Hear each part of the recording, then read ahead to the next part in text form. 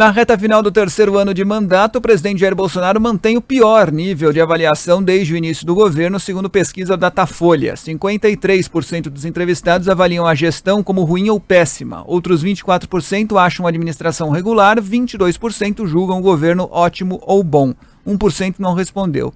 Datafolha também perguntou se Jair Bolsonaro cuida bem ou mal do país. Para 65%, o presidente cuida mal. Para 30%, cuida bem. E 5% não souberam responder. Em meio à pandemia de Covid-19, a saúde lidera o ranking de principais problemas do país. 24% dos entrevistados responderam desta forma. Em seguida, aparecem o desemprego e a economia. Foram ouvidas 3.666 pessoas entre os dias 13 e 16 deste mês. Olha, a desaprovação de Jair Bolsonaro está aumentando. E isso, como eu disse na abertura, e estou até para escrever artigo, publicar, na verdade, o artigo já está quase completo, hoje a respeito desse tema, essa desaprovação acende o alerta do Lula. Porque o Lula lidera com folga as pesquisas nesse momento, só que ele teme muito que o candidato adversário dele não seja o Jair Bolsonaro. O Lula sempre preferiu, desde os últimos anos para cá, que Jair Bolsonaro estivesse presente na disputa. Por isso o Lula sabotou o impeachment e nem sequer impede aí os petistas, por exemplo, de votarem a favor da PEC dos precatórios, que dá mais verba para o atual presidente distribuir aí por meio dessas benesses em ano eleitoral, por causa do adiamento do pagamento dos precatórios, né? A PEC do calote, né? Então o Lula tenta fazer com que a queda do Bolsonaro não seja tão acentuada. Se ele puder dar uma mãozinha ali para o Bolsonaro, ele vai dar, se precisar. Então, o que é a estratégia dele é eventualmente atacar até mais o Sérgio Moro, porque ele teme qualquer outra liderança, não é só o Moro não, de terceira via, que acabe tendo uma ascensão e se coloque como uma possibilidade de enfrentamento do Lula no segundo turno. Ele quer ou vencer no primeiro turno ou enfrentar o Bolsonaro no segundo. Se sobe um Sérgio Moro ou qualquer outro que possa turbinar o antipetismo, sem você ter ali um candidato com muita rejeição, como Jair Bolsonaro, pode ser que a rejeição ao Lula e ao PT, de modo geral, ajudem esse outro candidato dessa terceira via a vencê-lo num eventual segundo turno. Eu não estou dizendo que isso vai acontecer, eu estou dizendo que é isso que ele teme. E qual é a estratégia do Lula nesse momento? Aliás, o jornalismo de bastidor aí está confirmando todas essas análises. O PT prefere polarizar com o Jair Bolsonaro. E Bolsonaro, nos últimos anos, ele se preparou para esse cenário, só que ele não contava com todo esse desgaste decorrente das próprias presepadas dele. Os estrategistas bolsonaristas, eles sempre quiseram, tanto lá atrás de 2018, eu fui o primeiro a apontar naquela época, quanto agora, enfrentar petistas. Só que passaram a morrer de medo, porque não esperavam uma ascensão tamanha do Lula, nem uma queda tamanha da própria popularidade do presidente. Eles descobriram que existe aí uma sociedade para além da sua própria bolha virtual. Então, essa desaprovação do Jair Bolsonaro, crescente, a gente vê muitas vezes aquilo que a gente chama, em análise de pesquisa eleitoral, de boca de jacaré. Então você tem o ruim ou péssimo, vai subindo de mês a mês, né? Quando vocês veem aqueles gráficos na televisão, aquela linha vai subindo. Então você tem lá julho, agosto, setembro, outubro, novembro, dezembro, subindo aquela linha vermelha, de ruim ou péssimo. E de ótimo ou bom, geralmente é uma linhazinha verde, assim, ela vai descendo mês a mês. E aí fica ali uma boca de jacaré naquela imagem, né? Uma linha para cima, outra para baixo. Eu até fiz piada outro dia com isso no meu Instagram Story, onde eu boto umas musiquinhas ali, porque tem esse recurso e dá para a gente fazer uma zoeira em cima do noticiário.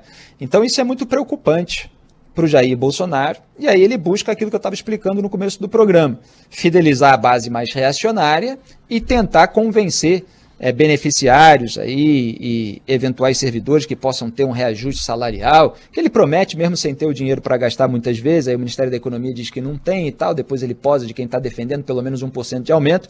Então ele quer essas duas frentes para tentar evitar a sua queda, para manter uma base que seja pelo menos maior do que a dos demais candidatos da terceira via e o leve para o segundo turno, ainda que numa situação bastante delicada. E aí ele tenta resgatar os antipetistas para o lado dele.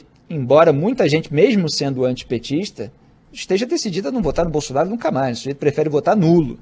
E tem algumas pessoas que elas até cogitam a possibilidade, né, de dar um voto de nariz tapado. Bom, tem tudo isso. Então, assim, o cenário é esse. Ambos, o Lula gosta da polarização, o Bolsonaro percebe que precisa dela para chegar ao segundo turno, embora não esteja satisfeito com a queda que está tendo. E ninguém quer permitir uma ascensão de um candidato de terceira via.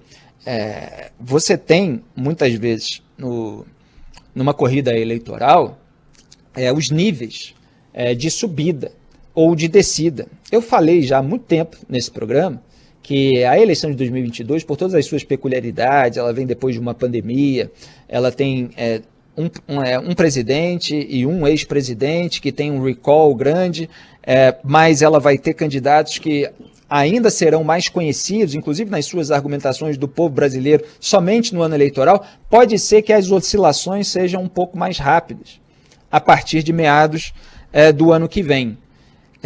E, obviamente, se Jair Bolsonaro cair muito rápido agora, pode se juntar aí toda uma aliança muito forte em cima de algum nome da terceira via, e aí você pode ter uma perda gradual do Lula ao longo do ano. Então, assim, tudo está sendo calculado por cada lado de acordo com o seu interesse. Esse é o quadro que a gente vai ver. Eu já falei nesse programa que eu não acredito muito, por isso que a gente está nem analisando todas as pesquisas aqui, para não perder tempo, porque de agora até o Carnaval é difícil você ter uma mudança drástica sem nenhum fato novo. A partir de março, abril, é quando os candidatos vão colocar mais a cara e o povo, principalmente, vai começar a prestar mais atenção naquilo que eles estão falando. E eles vão conseguir acessar mais, até a terceira via formando as suas alianças, e a gente vai ver se o Lula vai ter a resiliência, se o Bolsonaro vai parar de cair, se uma terceira via vai conseguir tornar a sua mensagem eficaz. Tem muita gente que fica de ombudsman nesse momento, de candidatos novos, né? O Lula e o Bolsonaro já são candidatos aí rodados. O Ciro Gomes é o eterno candidato que está sempre ali em terceiro e tal. Mas seja Sérgio Moro, Simone Tebet, João Dória, tá muita gente lá na rede social dizendo, vai por aqui, faz assim, seria melhor e tal. Não tem tanta habilidade, o vídeo produzido e tal. Mas a gente vai ver se essas mensagens são eficazes ou não a partir do momento que as pessoas começarem a prestar atenção. E assim como acontece no futebol, que muita gente não acompanha em 3 anos, mas no ano da Copa do Mundo fica ligado, com a política é a mesma coisa. Tem gente que não acompanha essas minúcias todas ao longo dos anos de mandato de um presidente, mas no ano da eleição começa a virar assunto na mesa de bar, no jantar de família, e as TVs e o rádio, tudo começam a ser mais vistos e ouvidos pelos cidadãos que não se interessam por isso nos outros anos para saber o seu futuro. Depois acaba muita gente esquecendo de novo, o que é um pouco triste. A gente deveria estar sempre atento àquilo que pode interferir no destino do país. Então acredito que isso ainda vai, esse quadro, as tendências ainda vão ficar mais claras depois ali do Carnaval, até mais para abril, quando aliás, o período de desincompatibilização, essa palavra complicada, para quem é governador, por exemplo, como João Dória, se candidatar à presidência da República. Aí que a gente vai ver quais serão as alianças a serem formadas. O União Brasil está flertando com o Moro, por exemplo, vamos ver se vai fechar com ele, se o Dória vai conseguir,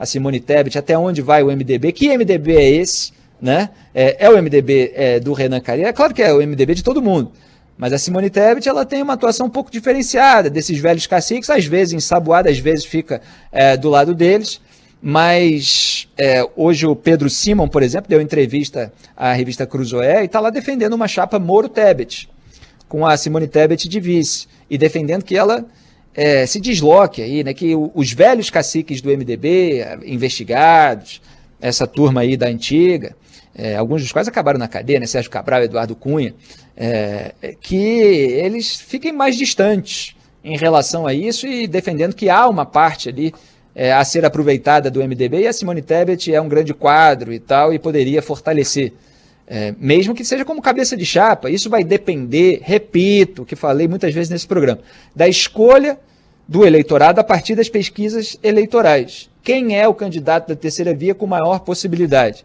E aí vai se formar um bloco em torno dele, se o ego, a vaidade e tal, permitirem.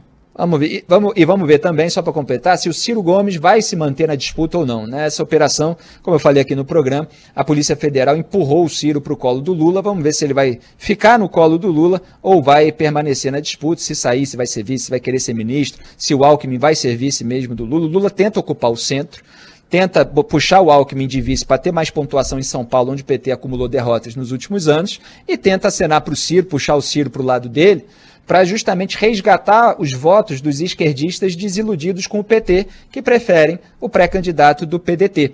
Embora 40% dessa fatia, que hoje escolhe o Ciro, tenha o Lula como segunda opção. Então ele sabe disso e ele quer ocupar esse espaço para não se fragmentar, como pode acontecer ali do centro para a direita. Tem muita água para correr debaixo dessa ponte, apesar de umas análises aí ficarem cravando cedo demais qual vai ser o resultado.